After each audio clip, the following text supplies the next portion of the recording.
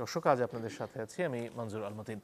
আজকে সাম্প্রতিক রাজনীতির বেশ কয়েকটি বিষয় নিয়ে আমরা কথা বলতে চাই। মতৈক্যের জন্য নতুন কমিশন তারা কাজ শুরু করতেছেন এবং রাজনৈতিক দলগুলোর সাথে বৃহস্পতিবার থেকে তাদের বসা শুরু হবে, সে নিয়ে আমরা কথা বলবো। এছাড়াও আন্তর্জাতিক পরিমণ্ডলে বাংলাদেশ নিয়ে আবারও আলোচনার সূত্রপাত ঘটেছে তুলসী গ্যাবার্ডের মন্তব্যকে ঘিরে।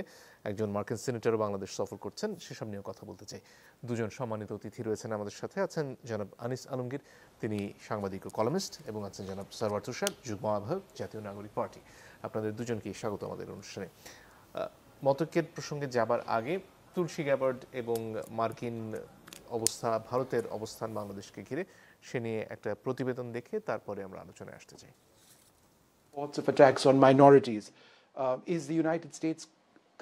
বিশ্বের বিভিন্ন দেশের গোয়েন্দা প্রধানদের সম্মেলনে অংশ নিতে নয়াদিল্লি সফর করছেন মার্কিন ন্যাশনাল ইন্টেলিজেন্সের পরিচালক তুলসী গ্যাবার্ড। সাক্ষাৎকার দিয়েছেন ভারতীয় সংবাদ মাধ্যম এনডিটিভি এবং এএনআই-কে, যেখানে তুলসী দাবি করেন বাংলাদেশে দীর্ঘ সময় ধরে সংখ্যালঘু নির্যাতন চলছে, যা মার্কিন সরকারের উদ্বেগের কারণ। গ্যাবার্ডের মন্তব্যে অন্তর্বর্তী সরকার তাৎক্ষণিক প্রতিক্রিয়ায় উদ্বেগ জানিয়ে বিবৃতি দেয়। বলা হয়, বাংলাদেশে সংখ্যালঘু হত্যা, ইসলামী সন্ত্রাসবাদের হুমকি নিয়ে মার্কিন গোয়েন্দা প্রধানের বক্তব্য বিভ্রান্তিকর ও ভিত্তিহীন, যা দেশের সুনাম ও ভাবমূর্তির জন্য ক্ষতিকর। তুলসীর মন্তব্যকে গুরুতর বলছেন পররাষ্ট্র উপদেষ্টাও। বিষয়টি নিয়ে সচিবালয়ে কথা বলেন অর্থ উপদেষ্টাও। সরকারি ক্রয় সংক্রান্ত উপদেষ্টা পরিষদ কমিটির সভা শেষে সাংবাদিকদের তিনি বলেন, তুলসী গ্যাবার্ডের মন্তব্যে ঢাকা ওয়াশিংটন সম্পর্কে কোনো প্রভাব ফেলবে না। ওইসব মন্তব্যে আমাদের অর্থনৈতিক কোনো বহুপাক্ষিক সম্পর্ক বা দ্বিপাক্ষিক সম্পর্ক প্রভাব পড়বে না। আর ধর্ম উপদেষ্টা জানান, সংখ্যালঘু নির্যাতন ঠেকাতে সরকার সজাগ রয়েছে। এখানে প্রসিকিউশন অফ মাইনরিটিস তারা বিদেশিরা যেভাবে বলছেন অথবা ফরেন মিডিয়া যেভাবে বলছেন সে মাত্রায় নয়, কিছু বিচ্ছিন্ন ঘটনা তো আছেই, তারপরেও আমরা অত্যন্ত সজাগ রয়েছি। নিষিদ্ধ সংগঠন যেন তৎপরতা চালাতে না পারে সে ব্যাপারেও সতর্ক সরকার বলে জানান ধর্ম উপদেষ্টা। সরকার এই বিষয়ে সজাগ আছে। স্বপ্নিল শাহরিয়ার শিশির, চ্যানেল 24, ঢাকা। শুরুতে জনাব আনিস আলমগীর, আপনার কাছে আসতে চাই। এই যে বক্তব্য, পাল্টা বক্তব্য, এবং এর মধ্যে মার্কিন সিনেটরের সাথে প্রধান উপদেষ্টার আজকে যে সৌজন্য সাক্ষাৎ, এবং সেখানেও মার্কিন সিনেটর নিজেও স্বীকার করছেন যে বাংলাদেশ ঘিরে মার্কিন যুক্তরাষ্ট্রে অন্তত প্রচুর অপপ্রচার চলছে। এই বক্তব্যটা আসলে বাংলাদেশ মার্কিন যুক্তরাষ্ট্র যে সম্পর্ক, সেখানে কতটুকু প্রভাব ফেলবে? তুলসী গ্যাবার্ড গতকালকে যা বলেছেন, আমি এই মুহূর্তেও মনে করি না যে এটা খুব একটা বড় ধরনের প্রভাব ফেলবে। কারণ তুলসী গ্যাবার্ড যে বক্তব্যটা দিয়েছেন, আপনি যদি খেয়াল করেন, এটা হচ্ছে একটা টেলিভিশনের সঙ্গে, এনডিটিভির সঙ্গে, ভারতের একটা নিউজ চ্যানেল। তো সেখানে তাকে ওই ধরনের প্রশ্ন করা হয়েছে যে যাতে ভারতীয় স্বার্থ এবং হিন্দুত্ববাদ, যেটা দীর্ঘদিন থেকে তারা লালন করছে, এবং বাংলাদেশ সম্পর্কে সাউথ ব্লকের যে সমস্ত মেন্টালিটি বা তারা যেভাবে দেখে, আপনি খেয়াল করছেন যে গত 5-7 মাস ধরে তারা বাংলাদেশে সংখ্যালঘু নির্যাতন এই ক্যাম্পেইন চালিয়ে আসছে, তাই না? এবং এটা অফিসিয়ালিও বাংলাদেশ এটা ফেস করছে, এবং এই ধরনের একটা প্রোপাগান্ডা এমনভাবে তৈরি হচ্ছে যে বাংলাদেশ যতই তাদের এই ডিসইনফরমেশনের বিরুদ্ধে পাল্টা কিছু করতে যাচ্ছে, পারছে না। তো সেই জায়গায় তুলসীকে সেই অ্যাঙ্গেল থেকেই কোশ্চেন করা হয়েছে। তো সে খুব যে প্রস্তুত ছিল, আমার এখানে দেখলে আমার মনে হয় না যে সে এই প্রশ্নের জন্য প্রস্তুত ছিল। সেও গদবাধা উত্তর দিয়েছে, এবং তার রাজনৈতিক ভিশন, তার রাজনৈতিক মতাদর্শ যদি আপনি নেটে দেখেন তাহলে দেখবেন যে সে নিজেই হিন্দুত্ববাদে বিশ্বাসী, সে নরেন্দ্র মোদীর ভক্ত এবং আরএসএসের ভক্ত। সো তার সাথে হয়তো মিলে গেছে। তো সেই মিল থেকে সে কমন যে প্রোপাগান্ডা, সেটাকেই এখানে বিবৃত করছে, এবং সেটা তো নতুন না। আপনি যদি খেয়াল করে দেখেন, এটা গত 5-7 মাস ধরেই চলতেছে। তুলসী যে নতুন করে বলে গেছে তা না। তুলসীর বক্তৃতায় প্রধান আপনি যদি বিশ্লেষণ করেন তাহলে দুইটা জিনিস, একটা হচ্ছে সংখ্যালঘু নির্যাতন, আরেকটা হচ্ছে বাংলাদেশে যে খেলাফত রাজনীতি হতে যাচ্ছে, এবং এই ডক্টর ইউনূসের নেতৃত্বে বা ডক্টর ইউনূসের থাকাকালে এই খেলাফত প্রতিষ্ঠার একটা আন্দোলন হচ্ছে। আপনি জানেন যে এটা দীর্ঘদিন থেকে বাংলাদেশি হয়ে আমাদের নিজেদেরও একটা মাথা ব্যথা, ইভেন সরকারেরও মাথা ব্যথা, যদিও ইদানিং হচ্ছে। কারণ 5 আগস্টের পর থেকেই যে যারা খেলাপথ করতে চায়, যে সমস্ত সংগঠনগুলো আছে, তারা রাস্তায় নেমে গেছে। এরা কিন্তু 2009 সালে বাংলাদেশ এদেরকে নিষিদ্ধ করেছিল, এটা শেখ হাসিনার আমলেই। এবং ইভেন মিডল ইস্টের বহু দেশ নিষিদ্ধ করার আগেই বাংলাদেশ করেছে, কারণ তাদের কার্যক্রম, তাদের রাজনৈতিক উদ্দেশ্য বাংলাদেশের সংবিধানের সঙ্গে সাংঘর্ষিক। এই অবস্থায় তারা যে কার্যক্রম চালিয়ে আসছে একটার পর একটা, এটা তো বাইরে একটা ভালো মেসেজ যাবেই। ইভেন আজকেও আমি একটা ক্লিপে দেখলাম স্বরাষ্ট্র উপদেষ্টাকে প্রশ্ন করছে এই যে খেলাফতের এই এবং এই যে দলটা, আমি নামটা ভুলে গেছি, হিজবুত তাহরির, তো এদের সম্পর্কে কোশ্চেন করছে, উনি সেই প্রশ্নের জবাব দিচ্ছেন না। কেন? হিজবুত তাহরির কি তাহলে নিষিদ্ধ না? তাহলে আপনি কি নিষিদ্ধ প্রত্যাহার করেছেন? তো আপনি যখন দেশের মধ্যে এগুলো চলবে, দেশের মধ্যে যখন মব কালচারকে আপনি এনকারেজ করছেন এবং মব কালচারের বিরুদ্ধে সরকার এখনও জোরালোভাবে বলছে আমি পদক্ষেপ নেব, কিন্তু জোরালোভাবে পদক্ষেপ হচ্ছে না। আপনি যেখানে দেখেন আপনার মাদ্রাসা মাজার পুড়ে দিচ্ছে, আপনার যে কারো যা ইচ্ছা করে যার বাড়িঘর ভাঙচুর করতে পারে। 32 নম্বরের ঘটনা তো সারা বিশ্ব দেখেছে, এবং যারা সমন্বয়ক ছিল বা এই সরকারের যারা ঘনিষ্ঠ, তারাও এটাতে উল্লাস করছে। তো তারা যখন উল্লাস করে তখন মব তো আরও উৎসাহ পায়, কারণ যেহেতু এরা সরকারের সঙ্গে ঘনিষ্ঠ লোকজন, যারা এই অভ্যুত্থানের সঙ্গে ঘনিষ্ঠ লোকজন, তারা যখন এটাকে এনকারেজ করছে, তার মানে হচ্ছে সরকারের এটার সমর্থন আছে। আর সরকারের যখন সমর্থন থাকে তখন মবে যারা উৎসাহী তারা আবার নেমে যাবে। তো সেই ঘটনা, তাহলে আমাদের তুলসী যেমন আমাদের বিরুদ্ধে মিথ্যাচার করছে, সেটা আমাদের বাংলাদেশ সরকার যথাযথভাবে অ্যাড্রেস করেছে, এবং এই মিথ্যাচারের বিরুদ্ধে যে স্টেটমেন্ট গতকাল দিয়েছে, আমি মনে করি যে এটা যথার্থ আছে। কিন্তু পাশাপাশি আমাদেরকে এইটুকু ভাবতে হবে, তুলসীরা বা ইন্ডিয়া এই প্রচারণার সুযোগ কিভাবে পাচ্ছে, আপনি কি সেই সুযোগ করে দিচ্ছেন কিনা? আপনি যদি এই কালচার যদি চলতেই থাকে, তাহলে ইন্ডিয়া অবভিয়াসলি এই প্রপাগান্ডা ছড়াতে পারে। বাংলাদেশে এই মব মাজার ভেঙে দিচ্ছে, মব কারো বাড়ি ভেঙে দিচ্ছে, মব যেখানে ইচ্ছা সেখানে যাতে রাস্তাঘাটের নারীর কি পোশাক পরবে সেটা নিয়ে মাথা ঘামাচ্ছে। তো সবগুলো মিলে এই প্রপাগান্ডাটা ইন্ডিয়ার পক্ষে সম্ভব হয়। এবং আরেকটা যদি আপনি চিন্তা করেন, আমাদের দেশীয় রাজনীতিতে এই যে তুলসীর বক্তৃতা নিয়ে কারা এত খুশি, আপনি যদি খেয়াল করে দেখেন সোশ্যাল মিডিয়া বা আদার্সে, দেখবেন যে আওয়ামী ঘরানার লোকজন খুব খুশি যে তুলসী হয়েছে, না জানি সরকারের কি হয়ে যায়। সরকারের এমন কিছু হওয়ার কিছু নাই, কারণ স্টেট ডিপার্টমেন্টের না, স্টেটমেন্ট না, এটা কূটনৈতিক কোনো কথা চালাচালি না, এটা একজন আরেকজন সাংবাদিকের প্রশ্নের জবাবে বলেছে। এই প্রশ্নের জবাবের বিষয়টা নিয়ে এত উদ্বিগ্ন হওয়ার আমি কিছু দেখি না, এবং সরকারও যদি কালকে স্টেটমেন্ট না, এটার প্রতিবাদ না করতেন, এমন কিছু আসে যায় না। এটা মানে এটাকে গুরুত্ব দেওয়ার এবং এটাতে মার্কিন সরকারের নীতি প্রতিফলিত হয়, আমি পার্সোনালি বিশ্বাস করি না। ধন্যবাদ। জনাব সারোয়ার তুষার, আপনার কাছে আসি। সরকারের তরফ থেকে প্রধান উপদেষ্টার কার্যালয় থেকে খুব স্পষ্টভাবে এই বক্তব্যের প্রতিবাদ করা হয়েছে। এর আগে বিভিন্ন সময় ভারতের বিভিন্ন মন্তব্যের প্রতিবাদ কিংবা সেই দেশের রাষ্ট্রদূতকে ডেকে পাঠানোর মতো ঘটনা আমরা সাম্প্রতিক সময় দেখছি। এটা কি বাংলাদেশের কূটনীতিতে একটা নতুন মোড়? আপনাকে ধন্যবাদ এবং আনিস ভাইকে শুভেচ্ছা। ডেফিনেটলি এটা বাংলাদেশের কূটনীতিতে একটা নতুন মোড়, কারণ আমরা এই গভর্নমেন্ট আসার পর থেকেই দেখছি, যেহেতু একটা খুবই এক্সেপশনাল মোমেন্টে বা ব্যাকগ্রাউন্ডের প্রেক্ষিতে এই সরকার ক্ষমতায় এসেছে গণ অভ্যুত্থানের পরে। তো এই সরকারের দিক থেকে আমরা তার শত সমালোচনা করেছি এবং অনেক দুর্বলতার কথা বলেছি, কিন্তু একটা জিনিস অবশ্যই প্রশংসা করতে হবে যে বিশেষত ইন্ডিয়ার প্রশ্নে আমরা আর আগের মতো নাই। মানে ইন্ডিয়া আমাদের সাথে যে ধরনের আচরণ করে, সেই আচরণের প্রেক্ষিতে আমাদের দিক থেকে আমরা কড়া জবাব দেওয়া শিখেছি, মানে সরকারের তরফ থেকে। ইভেন আপনি দেখবেন মার্কিন যুক্তরাষ্ট্র যার সাথে ডক্টর ইউনূসের অনেক ভালো সম্পর্ক, অনেকের সাথে ব্যক্তিগত পর্যায়ে এমনকি ফর্মাল চ্যানেলে, সেখানকার একজন গোয়েন্দা প্রধান যখন এই মন্তব্য করলেন, এটা একটা অনানুষ্ঠানিক চ্যানেলে করেছেন তিনি, কিন্তু তবু সেটাকে কিন্তু আমাদের সরকার সিরিয়াসলি নিয়ে মানে স্টেটমেন্ট মেক করেছে। এটা একটা গুড মানে পজিটিভ সাইন যে আমাদের একটা মানে বোঝা যাচ্ছে যে আমরা একটা স্বাধীন কূটনৈতিকভাবে মার্কিন যুক্তরাষ্ট্র না ইন্ডিয়া না রাশিয়া না চীন এটা আমরা দেখছি না, যেটা আমাদের স্বার্থের বিরুদ্ধে যাচ্ছে যখন কোনো বক্তব্য বা যেটা আসলে আমাদের সম্পর্কে একটা বিভ্রান্তি ছড়াচ্ছে বিশ্বে, তখন আমরা এটা প্রতিবাদ করছি। এটা একটা বাংলাদেশে অবশ্যই নতুন ঘটনা এবং পজিটিভ ঘটনা। এটা বলার পরে আমি বলবো যে এই যে তুলসী গ্যাবার্ড, তুলসী গ্যাবার্ড সম্পর্কে আনিস ভাই কিছু কিছু বলেছেন।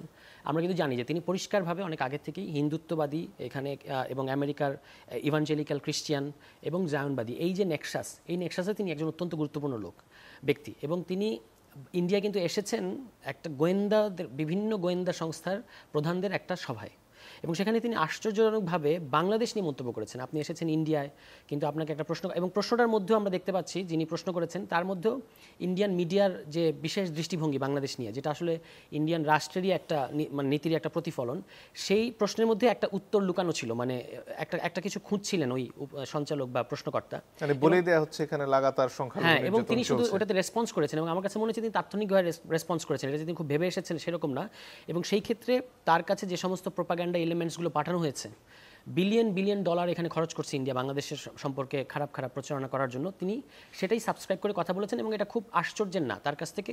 আমি মনে করি যে এটা, যদিও আমি মনে করি যে এটা মার্কিন যুক্তরাষ্ট্রের অফিসিয়াল কোনো পজিশন সেভাবে আমি দেখব না, কিন্তু তিনি এইটা বলতে পারেন, এটা আমাকে খুব আশ্চর্য করেন নাই। কারণ আপনি তুলসী গ্যাবার্ডের ট্র্যাক রেকর্ডটা যদি খেয়াল করেন, তিনি এর আগে কী করেছেন, তিনি কিন্তু একজন মার্কিন সেনা অফিসার ছিলেন যিনি দূরযুদ্ধ, ওই যে সন্ত্রাসের বিরুদ্ধে, এবং তার ভাষাটা খেয়াল করবেন ইসলামিক সন্ত্রাসবাদ, এটা তো ওয়ার অন টেররের ল্যাঙ্গুয়েজ, এবং এটা তিনি ইরাকে এবং কুয়েতের যুদ্ধের সময় কিন্তু তিনি মার্কিন সেনা অফিসার ছিলেন এবং খুবই যুদ্ধবাজ একজন ব্যক্তি। মার্কিন যে অংশটাকে বলা হয় যে খুব যুদ্ধবাজ, তিনি সেটার অংশ। ফলে তার যে মুসলিম সমাজ সম্পর্কে তার যে বিশেষ দৃষ্টিভঙ্গি, ওয়ার অন টেররের যে ল্যাঙ্গুয়েজ এবং যে চিন্তা প্রণালী, সেটাই তার কথার মধ্য দিয়ে এসেছে। বিশেষত এই 5 তারিখের পরে আপনি খেয়াল করবেন যে ইসরায়েল এবং ইন্ডিয়ার এদিক থেকে একটা মিল আছে, যে তারা আসলে তাদের বশংবদ একটা গভর্নমেন্ট কিংবা একটা কর্তৃপক্ষ প্যালেস্টাইনে এবং বাংলাদেশে যতদিন পর্যন্ত ছিল, যেমন বাংলাদেশের ক্ষেত্রে আওয়ামী লীগ ছিল, ততদিন পর্যন্ত তারা বাংলাদেশ সম্পর্কে নিশ্চিন্ত ছিল এবং তাদের একটা যুক্তি ছিল যে আমাদের একটা সিকিউরিটি কনসার্ন আছে। এখানে 7 জানুয়ারিতে ইলেকশন হতে, সুষ্ঠু নির্বাচন হতে না দেওয়ার পেছনে ইন্ডিয়ার এটাই প্রধান লজিক ছিল যে যদি আপনি সুষ্ঠু নির্বাচন দেন তাহলে আসলে ইসলামিক ফান্ডামেন্টালিস্টরা ক্ষমতায় আসবে। যদিও খুব ইন্টারেস্টিংলি এখন ইন্ডিয়া আবার বাংলাদেশে ইলেকশনের জন্য খুব তৎপর হয়ে উঠেছে যে কেন বাংলাদেশে ইলেকশন হচ্ছে না, ডক্টর ইউনূস কী চায়। 7 মাসের মধ্যে খুব বড় ধরনের একটা পরিবর্তন। আমরা আসলে বুঝি যে পরিবর্তনের পেছনে কারণটা কি। তারা আগে যে কারণে ইলেকশন চাইতো না, এখন সে একই কারণে তারা রিফর্ম চায় না, কারণ বাংলাদেশকে একটা ডেমোক্রেটিক স্টেট তারা হতে দেবে না। এবং ওই যে মানে একটা গোটা টেরিটরিকে, be it Palestine or be it Bangladesh, যেহেতু মুসলিম অধ্যুষিত, সুতরাং এটা পোটেনশিয়াল টেররিস্ট অথবা এটা হচ্ছে আমার জন্য সিকিউরিটি থ্রেট। এই যে সিকিউরিটি থ্রেটের যে একটা চিন্তা প্রণালী, এটা কিন্তু ইন্ডিয়ার মধ্যে কাজ করছে বা দিল্লির মধ্যে কাজ করছে। ঠিক যখন কিনা নাগপুরে, আপনি আজকেই আমরা দেখলাম একটু আগে এখানে, যে নাগপুরে কিন্তু উগ্র হিন্দুত্ববাদীরা বেশ কয়েকটা দল, বজরঙ্গ দল, শিবসেনা, বিশ্ব হিন্দু পরিষদ, তারা কিন্তু ভয়ঙ্কর তাণ্ডব চালাচ্ছে। সেখানে আওরঙ্গজেবের কবর তারা উঠিয়ে ফেলবে বা সমাধি তারা ওখান থেকে উঠিয়ে ফেলবে। কারণ আওরঙ্গজেব, সম্প্রতি একটা সিনেমা হয়েছে যেখানে সিনেমাতে আওরঙ্গজেবকে যেভাবে নেতিবাচকভাবে দেখিয়ে থাকে সাধারণত হিন্দুত্ববাদের সাথে অ্যালাইন যে সিনেমাগুলো, সেইভাবেই দেখিয়েছে এবং দেখানোর ফলে তারা একটা মৌকা পেয়েছে যে আমরা আওরঙ্গজেবের সমাধি উঠানোর জন্য একটা হুল্লোড় করি বা একটা মব। এই যে মবের কথা এসছে, বিরাট আকারের মব এটা আর কি, এবং এটার সাথে অলমোস্ট রাষ্ট্রের প্রচ্ছন্ন সমর্থন আছে সেখানে। এই ঘটনাটা ঘটছে যখন ইন্ডিয়ায়, তখনই কিন্তু তুলসী গ্যাবার্ড বাংলাদেশ নিয়ে ধোঁয়া তুলেছেন, যেটা আপনারা এখানে বললেন। তো এই সব কিছু মিলে আমার কাছে মনে হয় যে শেষ কথা যেটা বলবো, পারসিকিউশন অফ মাইনরিটি, তারা এই ধরনের শব্দ ব্যবহার করে এবং এই শব্দগুলোর খুব পরিষ্কার লিগ্যাল ইমপ্লিকেশন আছে আমাদের জন্য। এই পুরো ঘটনার মধ্যে অ্যালার্মিং শুধু এটুকুই, যখন আপনি পারসিকিউশন অফ মাইনরিটি বলেন কিংবা এরকমও তারা বলেছে যে জেনোসাইড চলছে বাংলাদেশে, তখন সেগুলোর কিছু লিগ্যাল ইমপ্লিকেশন তৈরি হয় ইন্টারন্যাশনাল ল অনুযায়ী। সেটার ক্ষেত্রে বাংলাদেশ সরকারকে খুবই কড়া অবস্থান নিতে হবে এবং আমাদের দেশের ভেতরে যে সমস্ত এলিমেন্টস আছে যারা এই ধরনের কাণ্ড ঘটাতে চায়, তাদের বিরুদ্ধে শক্ত অবস্থান যদি সরকার দেখাতে পারে, তাহলে আসলে এই সমস্যাগুলো হবে না। জনাব আনিস আলমগীর যে কথাটা একটু আগে বলছিলেন যে হিজবুত তাহরীরের মতন দল আগের থেকে তারা ঘোষণা দিল, তাদেরকে একেবারে বায়তুল মোকাররমে জড়ো হওয়া পর্যন্ত অপেক্ষা করতে হলো কেন তাদের বিরুদ্ধে ব্যবস্থা নেওয়ার জন্য, কিংবা এর আগেও তাদের ব্যাপারে স্পষ্ট অবস্থান সরকার নিতে পারছে কিনা সেটা একটা। এবং এর পাশাপাশি নারীদের স্বাধীনতা, নারীদের পোশাকের স্বাধীনতা নিয়ে বিভিন্ন সময় ধরুন স্বরাষ্ট্র উপদেষ্টার যে মন্তব্য শুরুতে আমরা শুনেছিলাম, সেগুলো তো অনেকের জন্যই উদ্বেগের। তো এই বিষয়গুলো নিয়ে আসলে কি সরকার খুব স্পষ্ট অবস্থানে যেতে পারছে?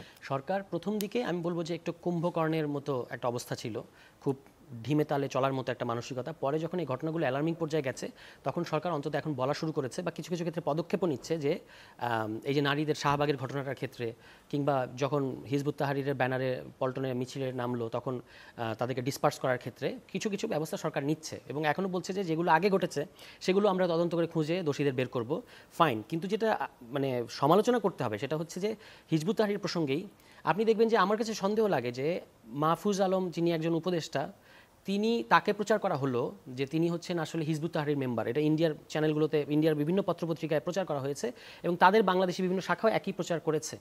এবং অ্যাট দ্য সেম টাইম এই হিজবুত তাহরির তৎপরতা বাংলাদেশে চলেছে। আপনি দেখেছেন যে কালো পতাকা নিয়ে মিছিল করছে ইত্যাদি।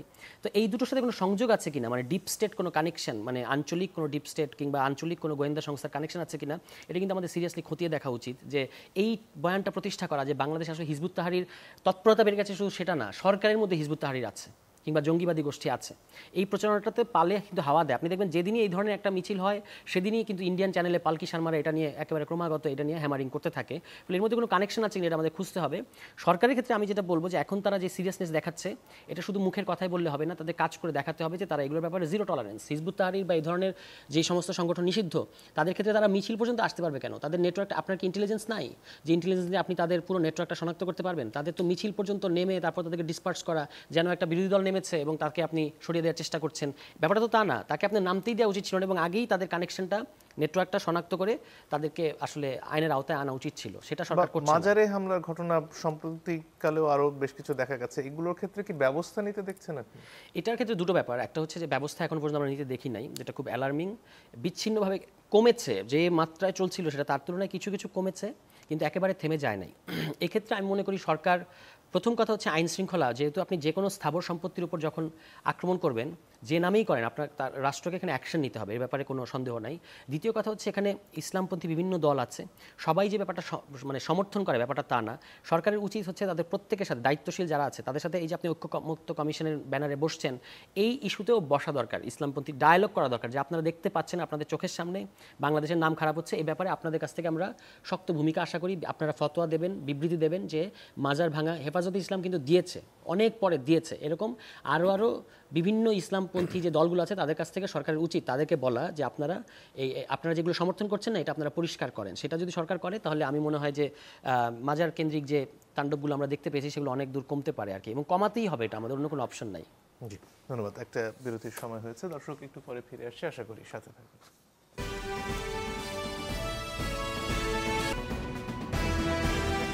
দর্শক, আপনারা দেখছেন ইস্পাহানি মির্জাপুর চা মুক্তবাক। ফিরে আসবো জনাব আনিস আলমগীর, আগের প্রসঙ্গ বোধহয় আপনি কিছু যোগ করতে চাচ্ছিলেন। না, তুষার যে বললো যে সরকারের উচিত যে মাজার উপরে যে আক্রমণ হচ্ছে সেটা কিন্তু নতুন হচ্ছে না, এটা একেবারে শুরু থেকেই শুরু হয়েছে। যে মনে হচ্ছে যে এই অভ্যুত্থানটা হয়েছে, মনে হচ্ছে যে একটা শেখ হাসিনাকে গদি থেকে নামানো, সেটা তো হয়ে গেল, আর এরপরে হয়ে গেল মাজারের উপর আক্রমণ। বাংলাদেশে দীর্ঘদিন থেকে, আমাদের আদিকাল থেকে আমরা দেখতেছি মাজারের প্রতি মানুষের ভক্তি আছে, যার ভক্তি নাই সে যাচ্ছে না, পার্সোনাল, এটা একেবারেই পার্সোনাল ব্যাপার। কিন্তু এরা মাজার ভাঙার একটা আরেকটা নিল, এদের নিজস্ব একদল মাজারের পক্ষে, আরেক দল মাজারের বিপক্ষে। এখনও বললো যে এরা ইসলামিক দলগুলোর সাথে আলাপ করতে পারে। আমি মনে করি না যে এটা ইসলামিক দলগুলোর সাথে আলাপ করার কোনো বিষয়, কারণ মাজার ভাঙবে কেন, সেটা তো আইন বিরোধী। এটা আইন বিরোধী একটা কাজের জন্য আমি ওর পক্ষ নিতে যাবো কেন, ওর বক্তব্য শুনতে যাব কেন? এটা তো আমার ডে ওয়ান থেকে এদেরকে পিটাতে হবে, যে ধ্বংস করতে যারা আসবে। আর আলোচনা করতে গেলে কি হবে? আলোচনা করতে গেলে যে তারেক মনোয়ার একটা, সে সারাক্ষণ বক্তৃতা দিচ্ছে জঙ্গিদের পক্ষে। বাংলা ভাই নাকি খুব দেশপ্রেমিক, হেন তেন, এখন সে এটা প্রচার করতেছে। যাকে ফাঁসি হলো, রাষ্ট্র যাকে ফাঁসি দিল এবং বেগম জিয়ার আমলে তাদের বিরুদ্ধে অ্যাকশন নেওয়া হয়েছে, তারা সারা বাংলাদেশে একযোগে বোমা ফাটিয়েছে, সে আর আব্দুর রহমান দুইজনে মিলে। এখন এই লোক তারেক মনোয়ার তাকে বলতেছে দেশপ্রেমিক এবং বাংলা ভাই কত ভালো। তো সরকারকে এটা দেখতেছে না? সরকার যে বলে মবের বিরুদ্ধে, সরকার যে বলতেছে তার বিরুদ্ধে যে অভিযোগ আসতেছে যে এদেরকে আশকারা দিচ্ছে, তা আশকারা তো এইভাবে আছে, তার বিরুদ্ধে কোনো অ্যাকশন হয়েছে? কোনো অ্যাকশন হয় নাই তো। আরেকটা যে ইব্রাহিম একটা আছে, সারাক্ষণ মিথ্যা কথা বলে, স্বপ্নে কি কি দেখে, সে এক বয়ান দিয়ে যাচ্ছে। আবার এই মোল্লাদের মধ্যে একটার সাথে আরেকটা লাগানোর জন্য আরেকটা আছে আব্বাসী, এনায়েতুল্লাহ আব্বাসী, সে সারাক্ষণ ফিতরা দিচ্ছে, এদের তরিকা ভালো না, এদের তরিকা এই দাঁড়িয়ে কি মিলাদ হবে কি হবে না, এই সমস্ত বিষয়গুলো নিয়ে আসে। আমাদের শাশ্বত কাল থেকে যেটা আছে সেটাই থাকবে। এই ইউটিউব মোল্লাগুলা এখন এমন বাড়াবাড়ি করছে, ইসলামকে একটা অন্যদের কাছে একটা বিদ্বেষী ধর্ম হিসেবে নিয়ে আসছে, মানে ইসলাম বিদ্বেষী করে তুলতেছে এরা। ইসলাম যেখানে শান্তির ধর্ম, ইসলাম যেখানে শান্তির বাণী দেবে, এরা অশান্তি ছড়াচ্ছে। এরা একজন এক এক কথা বলছে। তহানা মহা আরেকটা আছে, সে বললো যে মাহারাম ছাড়া যেতে পারবে না। মানে তার বউ যাকে মানে একটা স্ত্রী যদি বেরোতে হয় মানে তার বাবা বা অমুক ভাই এদের সাথে বেরোতে হবে।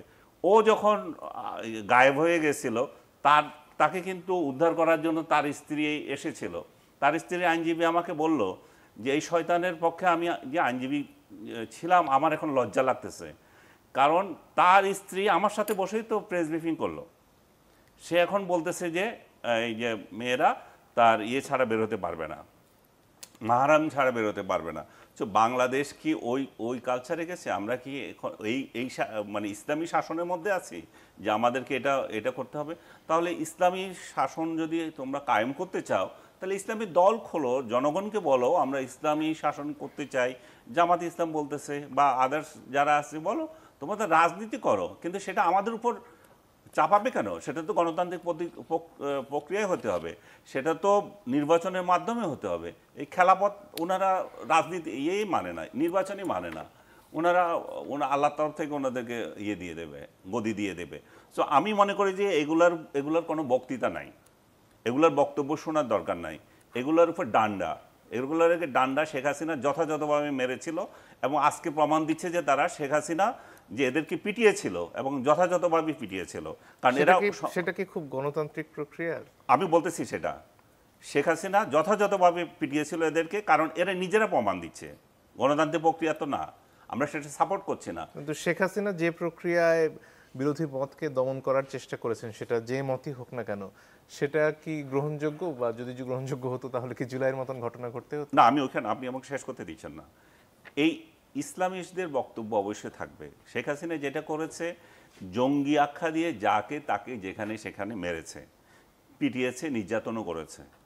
এখন এরা যা করছে, এখন পারসেপশন এভাবে তৈরি হচ্ছে সাধারণ মানুষের মধ্যে যে শেখ হাসিনা তো যথাযথই করেছে, এদেরকে পিটিয়ে ডান্ডা মারেছিল, কারণ এরা উৎপাত করছে সোসাইটিতে। এরা মনে করছে যে এই ছাত্ররা যে জুলাই আন্দোলন করলো এদের উৎপাতের জন্য। এরা ডক্টর ইউনূসকেও তো শান্তিতে থাকতে দিচ্ছে না। এরা যদি মনে করে যে ডক্টর ইউনূস আমাদের জন্য, আমরা তাকে এই একটা মহান দায়িত্ব দিয়েছি, তো দায়িত্বটা পালন করবেন কিভাবে তিনি, যদি এই উৎপাত ডেলি চলতে থাকে?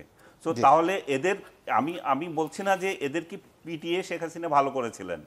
শেখ হাসিনা যে দমন করেছিলেন সেটা যে ভালো ছিল সাধারণ মানুষ বলার জন্য এরা বাধ্য করছে। জি, ধন্যবাদ। জনাব সারার তুষার, আপনার কাছে আসি। অনেকগুলো বিতর্ক সামনে আসে এবং ঐক্যমত্য কমিশন তাদের কাজ শুরু করছে। যে বিতর্কের কথা একটু আগে জনাব আনিস আলমগীর বলছিলেন, এটা নানানভাবে নানান রূপে এসেছে। সেটা শাপলা চত্বর বনাম শাহবাগ হিসেবেও মাঝে মাঝে ঘুরে ফিরে আসে। এই যে নানান ধরনের ধারণা বিভিন্ন রাজনৈতিক দলের বা এর বাইরেও নানান শক্তির, সেখান থেকে ঐক্যমত্য কমিশন যে প্রক্রিয়ায় এগোচ্ছে এখন, একটা বহু নির্বাচনী প্রশ্ন দিয়ে সেখান থেকে দলগুলোর কাছ থেকে লিখিত মতামত নিয়ে তারপরে আলোচনা শুরু হচ্ছে। এলডিপির সাথে শুরুতেই বৃহস্পতিবার আলোচনা হচ্ছে। এই প্রক্রিয়ায় কি আসলে এই প্রশ্নগুলো সমাধান করা সম্ভব হবে? না, অবশ্যই এই প্রক্রিয়া এটা সমাধান করা সম্ভব হবে না। তবে ঐক্যমত্য কমিশনের যে উদ্যোগ, এটা ইনডিসপেন্সেবল এই মুহূর্তে, তবে এটা ইনঅ্যাডিকুয়েট। এটা দিয়ে হবে না, মানে একটা লাগবে এবং শুধুমাত্র এটুকু দিয়ে হবে না, সরকারকে আরও বেশি কিছু করতে হবে। সে বেশি কিছু করার ক্ষেত্রে আমি বলছিলাম যে ইসলামপন্থী যে দলগুলো আছে, যারা যেমন ধরুন এখানে খেলাফতে মজলিস নামে একটা রাজনৈতিক দল আছে, তারা কিন্তু নামের মধ্যে খেলাফত থাকলেও তারা নির্বাচনী রাজনীতিই করে বা নির্বাচনী রাজনীতি কোনো না কোনো জোটের মধ্যেই যায়, ঠিক আছে? তো এদের সাথে আপনাকে কথা বলতে হবে। পাশাপাশি মাজার সহ যে কোনো স্থাবর সম্পত্তিতে যারা হামলা করছে, সেটা যে ব্যানারই করুক, তাদেরকে শক্তভাবে দমন করতে হবে।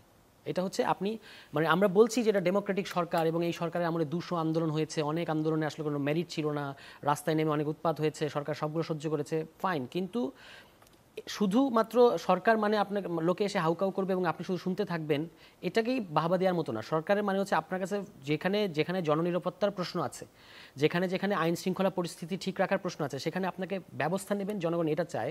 সেই ব্যবস্থা নেওয়াটা যদি জনগণ সমর্থন করে, তাহলে কিন্তু আর আপনার ওই যেটাকে শেখ হাসিনা যেভাবে দমন করতো, সেই দমনের প্রশ্ন। শেখ হাসিনা দমনের প্রবলেমটা কী ছিল? শেখ হাসিনা আসলে সম্মতিহীনভাবে একটা শাসন পরিচালনা করছিলেন এবং তিনি বাঙালি বনাম মুসলমান, বাঙালি বনাম জঙ্গিবাদ, ইসলামকে একটা উগ্রবাদী ধর্ম হিসেবে হাজির করার চেষ্টা করেছিলেন যে এই ধর্ম থেকে জঙ্গিবাদের জুজু আছে।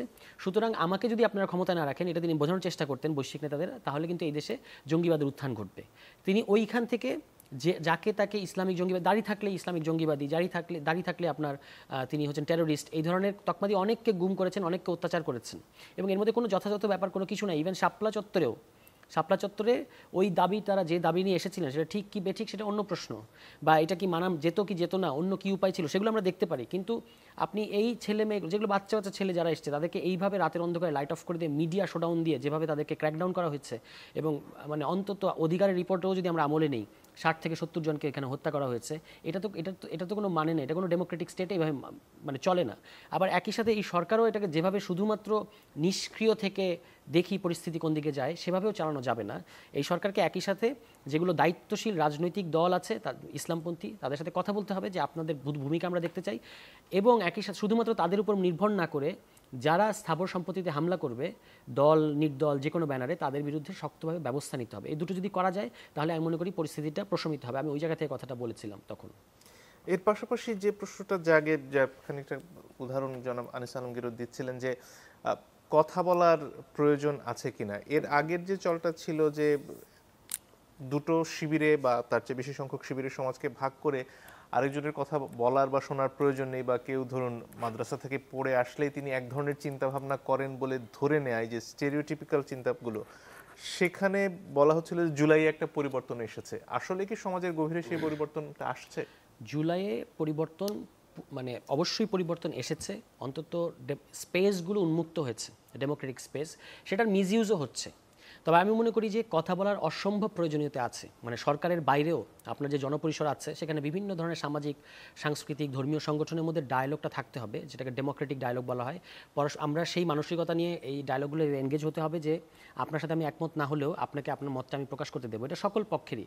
এটা ছিল না বলেই আমরা সবসময় ধরে নিয়েছি যে এখানে বিভিন্ন মতাদর্শিক শিবির তাদের মধ্যে ঝগড়াঝাটি করতে থাকবে, এবং একমাত্র উপায় হচ্ছে যে জিতবে সেই সিকান্দার, যাকে নির্মূল করতে পারে সেই থাকবে, আর যে নির্মূল হবে সে তো নির্মূল হবে। এইখান থেকে বের হয়ে এসে কথা বলার জায়গায় আসতে হবে এবং সবাইকে একটা ডেমোক্রেটিক ফ্রেমের মধ্যে নিয়ে আসতে হবে। তখনই আপনি যখন ডেমোক্রেটিক ফ্রেমের মধ্যে আনবেন তখনই কিন্তু সে দেখবে যে এখানে অন্য ওরিয়েন্টেশনের লোক আছে, আমার তার কথাটা আমলে নিতে হবে, এটা তাকে বাধ্য হয়ে তাকে মানতে হবে। যেমন এখন এই যে হিন্দুদের ওপর হামলার নিয়ে যে প্রচারণা আছে, নারীদের নিয়ে যে প্রচারণাগুলো আছে, বাংলাদেশ জঙ্গি রাষ্ট্র হয়ে যাচ্ছে, এই যে প্রচারণাগুলো আছে এগুলো নিয়ে কিন্তু আপনি যদি খেয়াল করেন ইসলামপন্থী সকল শক্তি যে আসলে খুব খুশি তা না, তাদের মধ্যে এটা নিয়ে বিব্রত আছে, এবং তারাও বিভিন্ন ধরনের অতি উগ্রবাদী বিভিন্ন গোষ্ঠী ইসলামের নামে যে উত্থান ঘটছে এগুলো নিয়ে তারাও উদ্বিগ্ন। আমার সাথে অনেকে ব্যক্তিগত এইসব বিষয়ে কথা হয় বলে আমি সেখান থেকে দায়িত্ব নিয়ে বলছি, তারা এগুলো পছন্দ করছে না, তারাও কিন্তু এখানে সরকারের ইনঅ্যাকশন দেখতে পাচ্ছে যে সরকার এগুলোর ক্ষেত্রে আগে থেকে আইডেন্টিফাই করছে না। ঘটনা ঘটছে, শুক্রবারে আমি নামবো, তারপর সরকার ওখানে গিয়ে কিছু একটা করার চেষ্টা করছে, সেইটা না করে আগের থেকেই শনাক্ত করতে হবে। সেই ইন্টেলিজেন্স আমার মনে হয় আছে, এখন সরকারকে বলতে হবে যে তারা ইন্টেলিজেন্সের সহযোগিতা কি পাচ্ছে না কিনা সেটা পরিষ্কার করতে হবে। না যদি পরিষ্কার করে তখন জনগণ বুঝবে যে সরকার আন্তরিক, কিন্তু অন্যান্য কারণে পাওয়া যাচ্ছে না। কিন্তু ধর্মভিত্তিক রাজনৈতিক দল বলুন বা মূলধারা রাজনৈতিক দল, এনসিপির মতো রাজনৈতিক দল, তাদের জন্য কি এই ধর্মকেন্দ্রিক স্পর্শকাতর বিষয়গুলো নিয়ে কথা বলা দুষ্কর বা একটা অবস্থানে যাওয়া কঠিন হয়ে দাঁড়াচ্ছে? না, ধর্মকেন্দ্রিক অনেকগুলো প্রশ্ন আছে যেগুলো আসলে আলোচনার মধ্যে ঠিক করা দরকার, কিন্তু এখানে যেটা হয়েছে যে অনেকগুলো ব্যাপারে কিছু নো গো এরিয়া ঠিক করা দরকার। যে আমি এই যেমন ধরা যাক হযরত মুহাম্মদ সাল্লাল্লাহু আলাইহি ওয়াসাল্লামের ব্যাপারে মত প্রকাশের স্বাধীনতার নামে আপনি যখন কটূক্তি করেন, তার ব্যঙ্গচিত্র আঁকেন, এটা নিয়ে শুধু বাংলাদেশে না পৃথিবীর ভারতের মতো জায়গায় যেখানে মুসলমানরা ভয়ঙ্কর নির্যাতনের মধ্যে থাকে তারাও কিন্তু রিয়্যাক্ট করে এবং করাটাই সঙ্গত, ঠিক আছে? তো এই সমস্ত প্রশ্নে আমাদেরকে ঠিক করতে হবে যে আমরা কোন কোন বিষয়কে মত প্রকাশের স্বাধীনতার নামে মানে ওদিকে যাব না। আর আবার অ্যাট দ্য সেম টাইম যাদের এই সমস্ত বিষয়ে অনুভূতিপ্রবণ যারা, তাদেরকেও খেয়াল করতে হবে যে আমি কতটুকু মানে কোনটা বললে, যেমন শাহবাগের ঘটনার ক্ষেত্রে এখানে ইসলামকে জানানোর কোনো দরকার ছিল না। তিনি একজন পারভার্ট এবং অপরাধী লোক, এবং এই অপরাধী লোককে আপনি যখন কোরআন পবিত্র ধর্মগ্রন্থটা তাকে দিলেন বের করে এনে, এটাতে ইসলাম সম্মানিত হয়নি। ইসলাম এখানে আমি বলবো যে অবমাননা করা হয়েছে, কোরআন শরীফকে অবমাননা করা হয়েছে, এবং ব্যক্তিগতভাবে আমি একজন ধার্মিক মানুষ হিসেবে, মুসলমান হিসেবে, বিশ্বাসী মানুষ হিসেবে আমি আঘাতপ্রাপ্ত হয়েছি যে আমার ধর্মগ্রন্থকে নিয়ে এই কাণ্ডটা করা হয়েছে।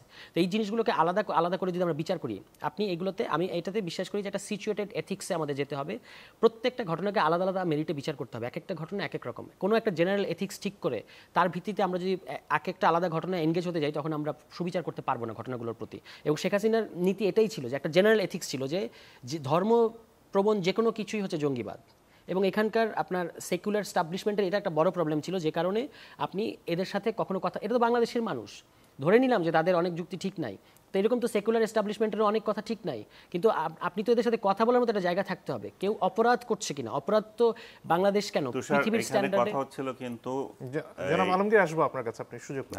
একটা সেকেন্ড, পৃথিবীর স্ট্যান্ডার্ডে অপরাধের সুনির্দিষ্ট সংজ্ঞা আছে। কেউ যদি অপরাধ করে তাহলে আপনি অপরাধের শাস্তি দেবেন, সেটা ইসলামের নামে করলেও দেবেন, কোনো অসুবিধা নেই। কিন্তু অন্য অনেকগুলো বিষয় আছে, আমি একটা ভুল বিশ্বাসের মধ্যে আছি, এটা কি আপনি কি করবেন? আপনি কি আমার মন পরীক্ষা করে তারপর আমাকে অ্যারেস্ট করবেন বা আমাকে দমন-পীড়ন করবেন? সেটা করা যায় না, আমি এটা বললাম। জি, কেন আলমগীর? না, ওর সাথে আমার কোনো কথাবার্তা কোনো বিরোধ নাই, কিন্তু আমার একটা জায়গায় আছে যে এই আলোচনা স্পন্সর কেন সরকার করবে? এটা তো রাজনৈতিক দলগুলো যারা এগুলো করছে, সিভিল সোসাইটি তারা করবে। সরকার কেন করতে যাবে? যে এই যে আপনারা যে মাজার ভাঙছেন, এটা কি ভালো না খারাপ? একদল তো আছে এখানে ভালো গোষ্ঠী, আরেক আছে খারাপ গোষ্ঠী। সরকার তো এই প্রশ্ন করারই দরকার নাই তাকে, এটা খারাপ, সরকার এদিকে যাবে না। এখন আপনারা নিজেরা যেগুলা যারা এটা নিয়ে তর্ক করছেন যে মাজার ভাঙবো কি ভাঙবো না, এই রোজা নামাজকে 20 রাকাত হবে না 10 রাকাত হবে, এগুলো আপনারা ঠিক করেন। আপনারা নিজেরা নিজেদের এই যে মিলাদ পর্ব না, এখন ঈদে মিলাদুন্নবী হারাম, এই সমস্ত যে সমস্ত বিতর্ক আসতেছে এবং যে মোল্লাগুলা যে ইউটিউব মোল্লাগুলো এই সমস্ত বিতর্ক উস্কে দিচ্ছে, তারা নিজেরা এটা ঠিক করবে। সরকারের কেন মাথা ব্যথা? সরকার শাশ্বতভাবে ধর্মগ্রন্থে যা আছে এবং আমাদের কালচারালি আমরা যেটা যুগ যুগ ধরে পালন করছি সেটা প্রটেক্ট করবে। এবং সরকার যদি কেউ মনে করে যে আমি ঈদে মিলাদুন্নবী পালন করব না, এবং তাকেও বাধ্য করতে সরকারের দরকার নেই, সরকার তার অধিকারও প্রটেক্ট করবে। কিন্তু এইটা করতে পারে না যে তুমি মাজার ভাঙো, সেটা মাজার ভাঙা ঠিক হচ্ছে কি হচ্ছে না তাদের নিয়ে আলাপ করার। মাজার ভাঙা ঠিক হচ্ছে না এবং যারা ভাঙতে আসবে তাদেরকে ভেঙে দিতে হবে। এর পাশাপাশি এখন ঐকমত্য কমিশনের প্রসঙ্গে একটু আসতে চাই আপনার কাছে। এই যে প্রক্রিয়া, সেখানে অনেকে বলছেন যে এভাবে বহু নির্বাচনী প্রশ্নের উত্তর দিয়ে আসলে এটা তাদের জন্য কঠিন হচ্ছে। বিএনপি বলেছে যে তারা একটু বিস্তারিতভাবে মন্তব্য কলামে তাদের মন্তব্যগুলো জানাতে চায়। কথা হচ্ছে যে বিষয়গুলোতে ধরুন অধিকাংশ দল একমত হলো এই বহু নির্বাচনী প্রশ্নের উত্তর দিয়ে, সে নিয়ে কি আর আলোচনার প্রয়োজন থাকবে না, সেগুলো এমনিতেই করে ফেলা যাবে? এবং আরেকটা প্রশ্ন আসছে যে আসলে সংবিধানের কতদূর সংশোধন এই মুহূর্তে করা যাবে, গণপরিষদ প্রয়োজন কিনা, এবং এর বাইরে যে সংশয়গুলোর কথা বলা হচ্ছে সেটা আসলে অধ্যাদেশ দিয়ে করে ফেলা সম্ভব কিনা?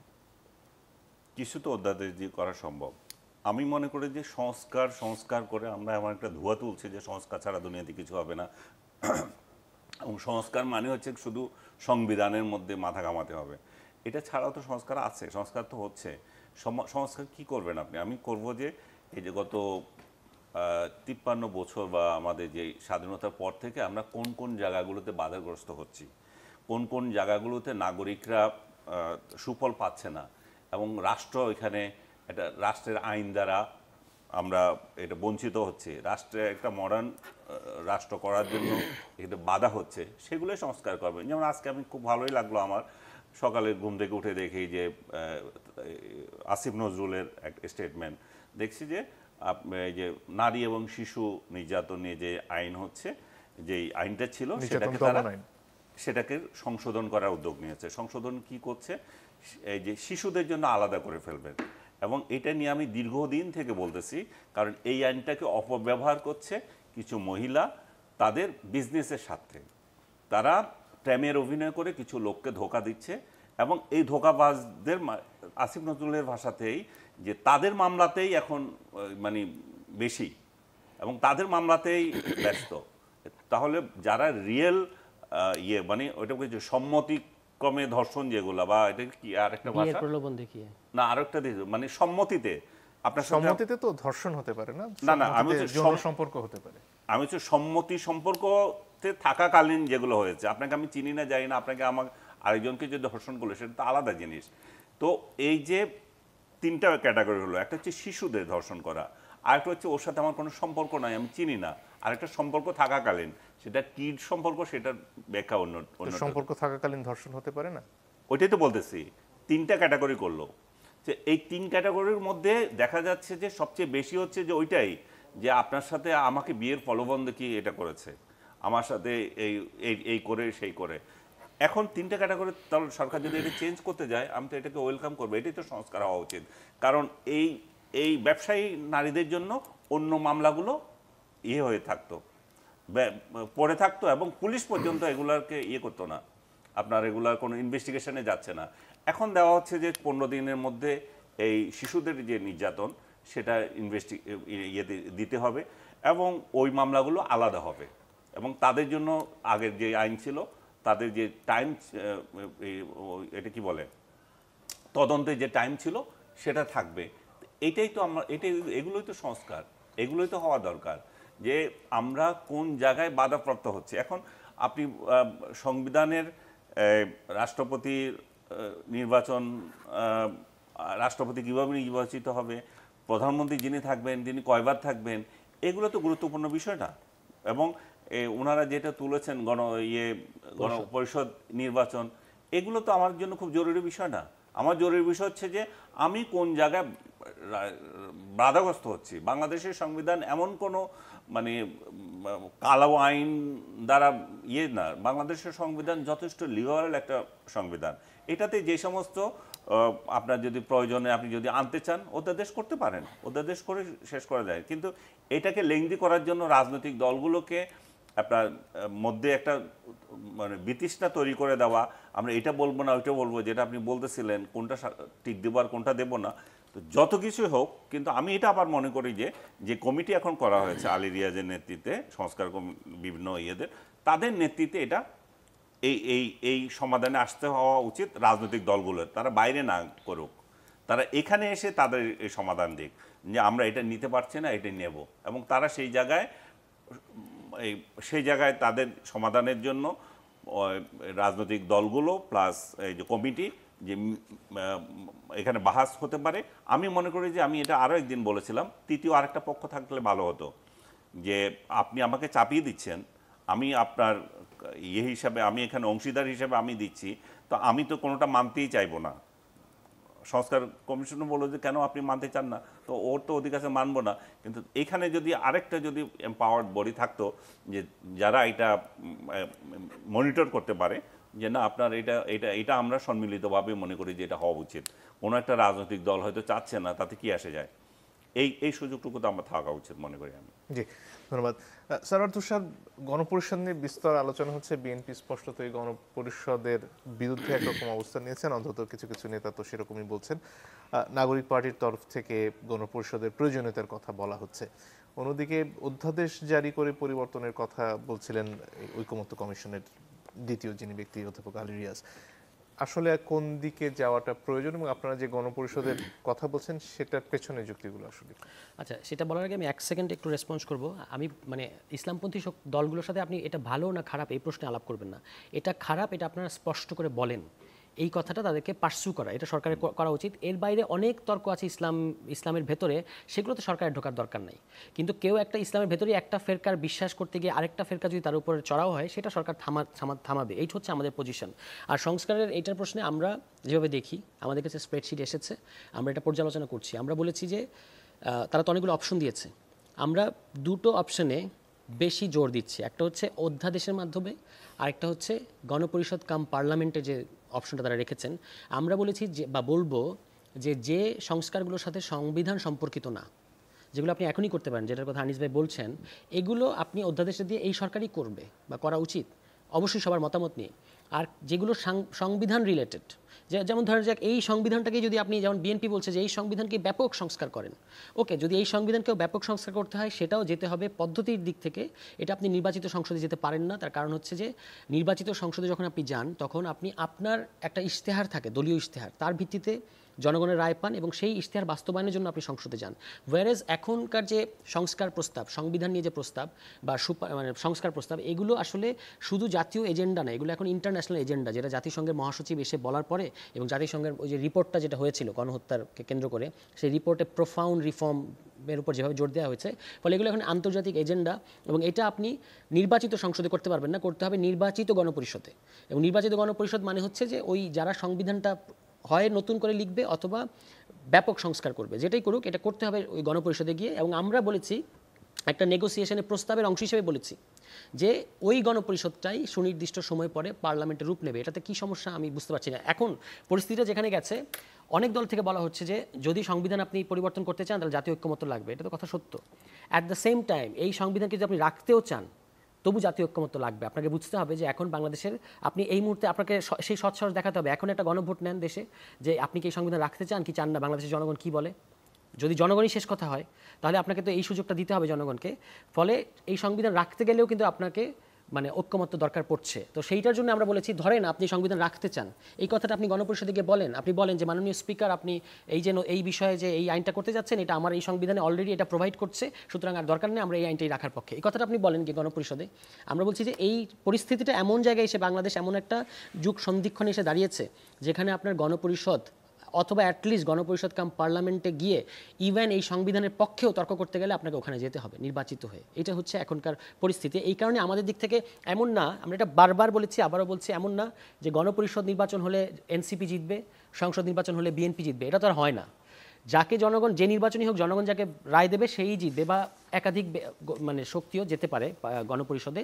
আমরা একটা পদ্ধতি এবং একটা প্রক্রিয়াকে আপহোল্ড করছি, যেটা আসলে আমরা মনে করি যে এটা হলো বেস্ট প্রক্রিয়া, যেটা আমরা 71-এর পরে করতে পারি নাই সবাইকে নিয়ে, এটা আমরা 90s-এর গণঅভ্যুত্থানের পরেও করতে পারি নাই। এখন আমাদের সামনে এত বড় সুযোগ এসছে, যেটা ডক্টর ইউনূস প্রায়ই বলেন যে এই সুযোগটা আমরা কেন হারাবো। আমরা যদি হারাই তাহলে আবার কিন্তু আমাদের মানে ইভেন এই দলগুলোই ক্ষতিগ্রস্ত হবে যারা এই সংবিধানের অধীনে, এই বিদ্যমান স্বৈরতান্ত্রিক কাঠামোর অধীনে নির্বাচনে যাবে এবং গিয়ে ক্ষমতায় আসবে, তারাই আবারও একটা গণঅভ্যুত্থানের মুখে পড়বে। এটা একদম আমি লিখে দিতে পারি, সেটা জেনজি কেন জেন আলফাও এসে করতে পারে। তো তাদের নিজেদের ভালোর জন্য আমার মনে হয় যে এটাতে তাদের রাজি হওয়া উচিত এবং এতে তাদের ক্ষতি কিছু নাই। এখানে আরেকটা বিষয়ে আলোচনা হচ্ছে আপনার বক্তব্যকে ঘিরেই, যে বিএনপি আগামী নির্বাচনে হয়তো সরকারি দল গঠন করতে পারে এবং আপনারা মনে করছেন যে বিরোধী দলে আপনাদের যাওয়ার একটা সম্ভাবনা রয়েছে। আপনারা কি হাল ছেড়ে দিচ্ছেন? না না না, একদমই না। আমি বলবো যে আমি এখানে একটু অপসাংবাদিকতা শিকার হয়েছি। কিভাবে? ওই আলোচনাটার মধ্যে একটা মাত্র মিডিয়া হাউসের প্রতিনিধি উপস্থিত ছিলেন, তারা এটাকে একটু মিসফ্রেমিং করেছেন। বাকি সকল মিডিয়া গত 3 দিন ধরে এত মজা তারা পেয়েছে যে তারা এটা কপি পেস্ট করতে থেকেছে। ঠিক আছে, আমি বলেছিলাম দুটো কথা, সিম্পল। আমি বলেছি যে এখনও 59% ভোটার সুইং ভোটার। কোন দিকে কি হবে, প্রতিষ্ঠিত দলগুলোই মানে ক্ষমতায় যাবে জনগণের ভোটে, এটা এখনই হলফ করে বলা যাচ্ছে না। কারণ হচ্ছে যে নতুন দল এসেছে এবং শ্রীলঙ্কার মতো ঘটনা এখানে ঘটতে পারে। এটা ছিল আমার 1 নম্বর কথা। দ্বিতীয় কথা হচ্ছে আমি বলেছি প্রত্যেকটা দলের, পুরনো দল নতুন দল, প্রত্যেকটা দলেরই বিরোধী দলে যাওয়ার মানসিকতা এবং প্রস্তুতি থাকতে হবে। কারণ বিরোধী দলে গেলে প্রত্যেকটা দলের একটা ক্যারেক্টার তৈরি হয়। আপনি ধরুন বিএনপি, জিয়াউর রহমান যখন ক্ষমতায় ছিলেন তখন বিএনপি দলটা প্রতিষ্ঠিত হয়েছে, এটা সত্য। কিন্তু বিএনপি দলের ক্যারেক্টার কিন্তু তৈরি হয়েছে পুরো সামরিক শাসনের, তারা যে আন্দোলন সংগ্রাম করেছে তার মধ্য দিয়ে। আমার কথাটার মধ্যে ওই টোনটা ছিল। সম্ভবত রিপোর্টার এমনভাবে উনি বলেছেন যে বিএনপি সরকার, এনসিপি বিরোধী দল, সারওয়ার তুষার, মনে হয়েছে যে কোথাও একটা টেবিল নেগোসিয়েশন হয়েছে, আমি ওই টেবিল নেগোসিয়েশনটা এসে ফাঁস করে দিচ্ছি। ঘটনাটা একদমই সেরকম না। আমরা মনে করি যে সময় খুব কম, 8-9 মাস বা 1 বছর যাই আছে নির্বাচনের আগে, কিন্তু এই সময়টা আমাদের জন্য যদি আমরা কাজে লাগাতে পারি, ঈদের পরে আমরা যদি সারা দেশে নেমে পড়তে পারি, তাহলে এটা আমাদের জন্য যথেষ্ট সময়, আমরা একটা খুব ভালো রেজাল্ট, এমনকি যেটা এখন ভাবা যাচ্ছে না সেরকম ঘটনা, অর্থাৎ আমরা জনগণের ভোটে সরকারও গঠন করতে পারি। নিবন্ধন নিয়ে কথা হচ্ছে, নিবন্ধনের শর্ত নিয়ে আজকে একটি রিট পিটিশন দায়ের হয়েছে, সেখানে একটি স্থগিতাদেশও এসেছে। নিবন্ধনের যে শর্ত সেগুলোকে আপনাদের কাছে যৌক্তিক মনে হয়, বা এনসিপি কি এই শর্ত মেনে নিবন্ধনে যেতে পারবে কিনা? 1 নম্বর কথা হচ্ছে যে শর্তটা দেয়া হয়েছে আগের আরপিওতে, এই শর্ত পূরণ করার সক্ষমতা আমাদের আছে। কিন্তু আমরা মনে করি এই আরপিওটা অত্যন্ত গণবিরোধী এবং প্রত্যেকটা রাজনৈতিক দল এই গত কয়েক বছরে গণ অধিকার পরিষদ, গণসংহতি আন্দোলন, তারা কিন্তু এই আইনের ভুক্তভোগী এবং সেখান থেকে আমরা মনে করি এটা গণবিরোধী। এটা হচ্ছে 1 নম্বর কথা। 2 নম্বর কথা হচ্ছে যে নির্বাচন ব্যবস্থা সংস্কার কমিশন তো আরপিও সংশোধনের প্রস্তাব দিয়েছে। আগে তো সেটেল হতে হবে যে কতটুকু প্রস্তাব আমরা গ্রহণ করব। যেমন তারা বলেছে যে ওই 21টা প্রশাসনিক জেলায় দরকার নাই, 10% জেলায় আপনার অফিস থাকলেই হবে। দ্যাট মিনস 64টা জেলার 6.4 জেলা তথা 7টা জেলা যদি ধরে নেই, তার মানে অনেক শিথিল হচ্ছে। এই শিথিলটা আমরা কতটুকু কী করব তার আগেই হুট করে আমরা দল হিসেবে আত্মপ্রকাশ করার পরেই যেভাবে ইসি এই গণবিজ্ঞপ্তিটা দিল এবং সেটা হাইকোর্ট এখন বলেছে যে এটা কেন অবৈধ হবে না সেটা জানতে চেয়েছে একটা রিটের প্রেক্ষিতে। বদিউল আলম মজুমদার বলেছেন যে তাদের ইসির অনেকগুলো কার্যক্রম আসলে পরস্পর বিরোধী। তো আমরা ইসির মোটিভ নিয়ে শঙ্কিত হয়ে পড়েছি যে ইসি আসলে মানে যে প্রক্রিয়ায় সংস্কার প্রস্তাবগুলো কি তারা আমলে নিচ্ছে না, কিংবা এখানে কি কোনো সমন্বয়হীনতা আছে যে একদিকে নির্বাচন ব্যবস্থা সংস্কার কমিশন তৈরি হয়েছে, তারা রিপোর্টগুলো দিয়েছে, তারা তো সরকারকে জানতে চাইবে যে কতটুকু সংস্কার। আর নির্বাচন অনেক সময় তো তারা স্পষ্টতই দ্বিমত পোষণ করছেন এই সংস্কার কমিশন, একদমই দ্বিমত পোষণ করছে এবং যেগুলো তাদের এখতিয়ার বহির্ভূত সেগুলোর বিষয়ে তারা মতামত রাখছে, একটা রাজনৈতিক এন্টিটির মতো করে তারা আচরণ করছে। মানে অনেকগুলো এখানে যে সমস্ত বিষয় যে সংস্কারটা জাতীয় ঐক্যমতের ভিত্তিতে হবে, আপনাকে তার ভিত্তিতে নির্বাচন কমিশন পরিচালনা করতে হবে, পিরিয়ড। আপনি তো মন্তব্য করতে পারেন না যেটা থাকবে, যেমন সীমানা পুনর্নির্ধারণ, এটা কি ইসির বিষয়? সীমানা পুনর্নির্ধারণ রাজনীতিকে আমরা জানি না, যেখানে আপনার ভোট বেশি সেখানে আপনি আসন বাড়িয়ে দেবেন, আর যেখানে ভোট কম সেখানে আসন কমিয়ে দেবেন, এই রাজনীতিকে আমরা আগে দেখি নাই। সেগুলোর বিষয়ে ইসি কেন ইন্টারেস্টেড, এটা আমাদের প্রশ্ন আর কি। তো এই প্রশ্নগুলো সামনে আরও আলোচনায় আসবে এবং আমি আশা করব যে ইসি এই সমস্ত বিতর্ক থেকে নিজেকে দূরে রাখবে। তার একমাত্র কাজ হচ্ছে যখন নির্বাচনের পরিবেশ তৈরি হবে, সরকার যখন তাকে নির্দেশনা দেবে, তারা নির্বাচন আয়োজন করবে এবং সুষ্ঠু নির্বাচন দেশকে উপহার দেবে। সংস্কার হয়ে নির্বাচন কমিশন আদতে কি ফরম্যাটটা দাঁড়াবে এটা দেখার দায়িত্ব তাদের না, এটা জাতীয় ঐক্যমত্যের ভিত্তিতে হবে। রাজনৈতিক দল, সরকার, সিভিল সোসাইটি, জনগণ তারা এটার ব্যাপারে সিদ্ধান্ত নেবে। ইসি এখানে অযাচিতভাবে না ঢুকলেই ভালো হবে। জি, জনাব আলমগীর যদি আর কিছু যোগ করার থাকে। ইসি কোনটা? ইসির সঙ্গে যে কোনো প্রসঙ্গে হতে পারে। না, ইসির সঙ্গে যে নির্বাচন সংস্কার কমিশনগুলোর যে বিরোধ, আমি মনে করি এটা খুব জরুরি না। কারণ যারা সংস্কার করতে চাচ্ছে তারা তো ইসির সঙ্গে বসতে পারে, তারা কেন বসছে না? তারা না বসে তো প্রতিপক্ষ বানিয়ে দেওয়া তো দরকার নাই। অবশ্যই ইসির এখানে ভূমিকা আছে, ইসিকে আপনি তো ফেলানো যেতে পারবো না, কারণ তারা অভিজ্ঞতার মধ্য দিয়ে এসেছে। আর আপনি সংস্কার কমিশন বসে বসে সংস্কার করে দিলেন, সেটা বাস্তবায়ন করতে কি হবে ইসি তো ভালো করেই বুঝে। তো সংস্কার কমিশন করে দিলেই যে সেটা ইসিকে মানতে হবে নট নেসেসারি, কিন্তু আলোচনায় বসতে হবে এবং আপনি বসেন, আলোচনার মাধ্যমে সমাধান করেন কোনটা কি না।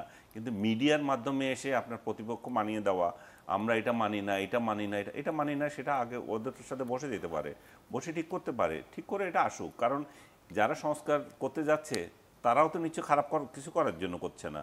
যারা ইসিতে আছে, ইলেকশন কমিশন তো এটা 1/11-এর সময় গঠিত হয়েছিল, এই কার্যক্রমে তো চলছিল। যে আরপিওর কথা বলা হচ্ছে সেগুলো তো ওই সরকারই করে গিয়েছিল। তো সেই জায়গায় এত বছর পরে এসে যদি কোনো ভুল ত্রুটি থাকে সেটা ঠিক করা যাবে। সেটার জন্য সংস্কার কমিশনের সাথে যুদ্ধ বাঁধানোর কোনো দরকার নাই। সংস্কার কমিশন আমাদেরটাই মানতে হবে। আর ইসি যদি বলে থাকে যে আমি এটা মানি না, তাহলে তার প্রতিও মানে আক্রোশ থাকার কোনো কারণ নাই। কারণ ইসি অনেক ক্ষমতা আছে। ইসিকে যত রাজনৈতিক দলগুলোর কথা মতো আমি চলবো সেটা যেমন তাকে মানতে বাধ্য না, আবার এটাও ঠিক যে তারা যেহেতু আমার অংশীদার, স্টেক হোল্ডার তো তারাই, তাদেরকে নিয়েই তো আমি ইলেকশন করব। তো তাদের কোথায় সুবিধা অসুবিধা সেটাও দেখব। এখানে আমার মনে হচ্ছে নতুন দলের সাথে কোনো একটা গণ্ডগোল হচ্ছে, যেটা খুব প্রকাশ্য না। নতুন দলের সাথে তাদের কোনো বিরোধ আছে কিনা আমি জানি না, কিংবা নতুন দলের কোনো এজেন্ডা আছে কিনা এখানে। আমরা করি না, ইসি দ্বারা ইসির উপর তারা চাপাতে চায় এই সংস্কারীবাদীদের দিয়ে। যারা সংস্কারী আছে তাদের বিরুদ্ধে তো নানা অভিযোগ আছে, তাদের যোগ্যতা নিয়ে, তাদের ইন্টারেস্ট নিয়ে, তাদের বিদেশি লবিং নিয়ে। তো এই যে কমিশনের কথা বলতেছি আমি, যে কমিশন সংস্কার ইলেকশন কমিশনে যারা সংস্কার নিয়ে আসে তাদের বিরুদ্ধে অভিযোগ আছে। তো এখন যদি আপনি ইসিকে একেবারে ফেলে দিতে চান সেটা হবে না। ইসির একটা ক্ষমতা আছে, ইসির সাথে আপনার বিরোধ কোথায় সেটা আপনি ক্লিয়ার করেন, যে আমরা এটা দিতে চাচ্ছি, ইসি কেন এটা মানতে চায় না, এটা তো কোন ক্ষতি আছে। জনাব তুষার, নতুন দলের সাথে ইসির বিরোধ আছে কি না? যখন এই রিটটা কিন্তু আমরা করি নাই, আমরা প্ল্যান করেছি যে আমরা তাদের কাছে গিয়ে আমাদের উদ্বেগটা জানাবো যে আপনি এই গণবিজ্ঞপ্তি আমাদের পক্ষে মিট আপ করা সম্ভব না। আমরা 28 ফেব্রুয়ারি আত্মপ্রকাশ করেছি, 20 এপ্রিলের মধ্যে।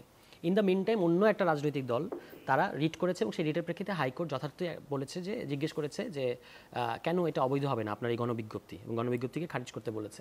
তো এটা তো আমাদের সাথে বিরোধ সেরকম না। অবশ্যই আমরা দেখতে পাচ্ছি যে এখানে এমন কতগুলো জিনিসে ইসির ইন্টারেস্ট তৈরি হয়েছে। যেমন আমি পরিষ্কার করে বললাম, সীমানা পুনর্নির্ধারণ এটা ইসির বিষয় হওয়া উচিত না, এবং নির্বাচন বিশেষজ্ঞরা এটা বলছেন যে সীমানা পুনর্নির্ধারণের রাজনীতি আমি একটু আগে বললাম, তো সেইটা করাটা ইসির কাজ না। আমাদের সাথে আলাদা করে তাদের কোনো বিরোধ তৈরি হয়েছে সেরকম না। আমরা শুধু চাই যে ইসির জুরিসডিকশনের মধ্যে থাকবে।